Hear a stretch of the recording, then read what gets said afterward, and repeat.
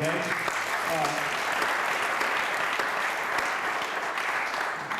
He should be saying, look, obviously we have a lot of money, this country.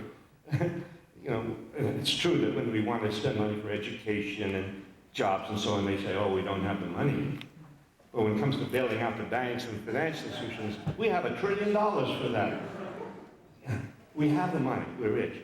We're not going to give any of it, not $1, to these financial institutions. We're going to take this money, we're going to give it directly to the people who need it. It's called, the anarchists call this direct action.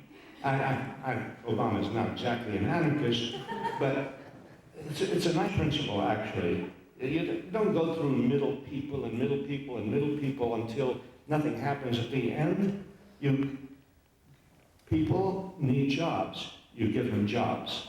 You don't give money to corporations hoping the corporations will give people jobs. Because you believe in the market, you believe that the market doesn't work that way. The market only works for profit, not for human beings, you see. So you have to, give jobs directly. The New Deal, and here's where the historical analogy is useful.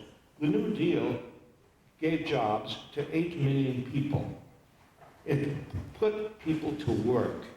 And yes, what they talk about in sort of timorous terms, big governments, as if we not always have big government. We always have big government for the rich. But when you start doing something for everybody else, they say, oh, wow, big government. No, the government must give jobs directly to people who need it. Anybody who's unemployed wants to work, the government will employ you. During the 1930s, the government employed young people to all over the country. They built bridges, they repaired highways, they built playgrounds and swimming pools. The government hired artists and writers and musicians. The federal arts program, never been anything like it. We need another federal arts program.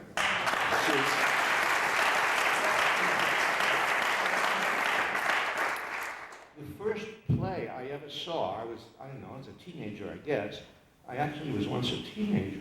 And the first play I ever saw was a WPA play. I think I paid 17 cents to get in. That's the way the WPA worked.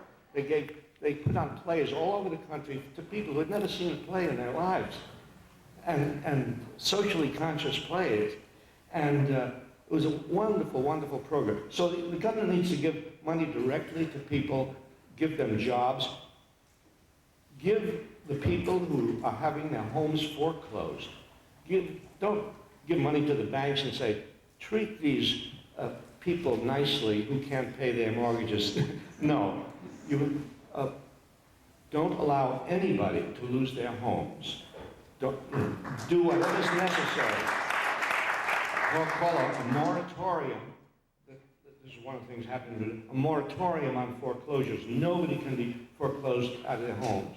Help people pay their mortgages. Direct government aid. Have a government program of health care. Obama has taken a step in that direction, but only a small step. And he's resisted what is obviously needed and what other countries have very successfully, and what even we have successfully in the form of Medicare and Social Security, a government-run program bypassing the insurance companies. We need a government-run program, free health care for everybody. And, so there are things we can learn from the New Deal and from the 30s. Yeah, I'm Howard Zinn, and I approve of this message. I want to run for office. No, but you mentioned the 1930s and what existed in terms of social programs. You've written extensively about the movements and the struggle that it took to win those things. 3 general strikes in 1934 that shut down 3 different cities, the sit-down strikes that defined the United Auto Workers, the creation of the CIO, the Great Industrial Union. And I wanted to ask you, when was the first time you were aware that there was such a thing as a labor movement, that there was such a thing as labor radicalism, and that it was something that you wanted to both identify with and elucidate for the public? The first time, I think I was 3 years old. I don't know. I think the first time I became aware of labor movement and unions and so on was when at the age of 18 I went to work in the shipyard, the Brooklyn Navy Yard actually, and I grew up in a working class family, and in my family and other families around us, my neighborhood, kids did not go to college at the age of 18. And they went to work, and I went to work at the age of 18. And I went to work in the shipyard, and I discovered that there were unions in the shipyard, but I was not allowed to join the union. I also noticed that there were black workers in the shipyard who were not allowed to join the union. And because the unions that existed at that time in the shipyard were the old AFL unions, which were craft unions.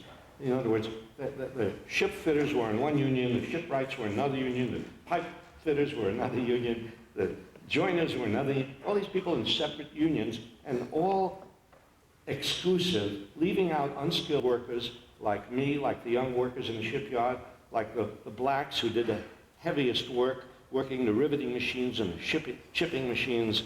And then I became aware that the CIO was coming up and growing, that the CIO had a totally different point of view. The CIO had the same point of view that the IWW had back in the early part of the 20th century.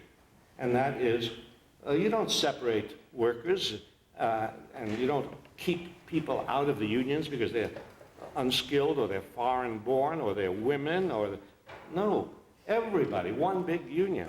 The CIO was doing that. And the result was an upsurge of labor power in the 1930s. And it was a wonderful thing to see. And it was that, and you pointed out, that's what propelled the New Deal reforms. It wasn't that Roosevelt suddenly decided, oh, this would be a nice thing to do for people. Mm-hmm. Presidents don't make decisions like, oh, this is a nice thing to do for people. No, presidents only do nice things for people. I hate to say this, but it's true. Almost everything I say is true. Presidents do not do things just because they have it in their hearts. Mm-hmm. No, they do things because they're politicians and they see what's happening in the country, and if there's turmoil in the country and there's a kind of threat to the system, then they react. Just as, I was working in the South, teaching in the South, and those of us who were in the Southern movement could see Kennedy, Johnson, liberal Democrats, they were not going to do anything against racial segregation until blacks went out into the streets and created a big commotion in the nation. And that's what happened in the 1930s with Roosevelt. Yeah, and I'd love to just continue pulling that thread on the sweater here. Because of your involvement in the Southern movement and in the African American freedom struggle, when was the first time you were aware that there was such a thing as a civil rights movement? And it was something that you wanted to learn more about and elucidate for a general public? Well, I guess, I learned about the existence of the movement as it was developing. I came down to Atlanta, Georgia to teach at Spelman College in 1956. And I was 1 year after the Montgomery bus boycott, of which I was aware, like other Americans were aware of the Montgomery bus boycott. But now it was 1956. Things seemed quiet. And it's interesting about things seeming quiet, and it's a very important thing to understand. Never assume that because things seem quiet, that people aren't thinking, or that people aren't feeling, or that people aren't capable of speaking out and acting, because the social change happens first under the surface. It happens first in the minds and hearts of people, and you don't see it, and so you think, oh, nothing is happening. But no, my students were feeling racial segregation, even if they weren't doing anything about it. And so I became aware, as I was talking to my students and realizing, oh, well, sure, things seem quieter on here, but there is enormous indignation in my students, and I wonder when it's going to burst out, and burst out. And well, actually, even before the sit-ins, we began to do things in Atlanta. My students began to do things in Atlanta, little forays against racial segregation, desegregating the Atlanta Public Library, going to the state legislature and sitting in the wrong part of the gallery and so on. But then came the sit-ins in February '60, and everybody, very often it's all under the surface, and then somebody makes a move, somebody does something, and that sets things off. So anytime, think about doing something. Think about doing something that it might set something off, it might not for the first 20 times, but keep doing it. And 21st time,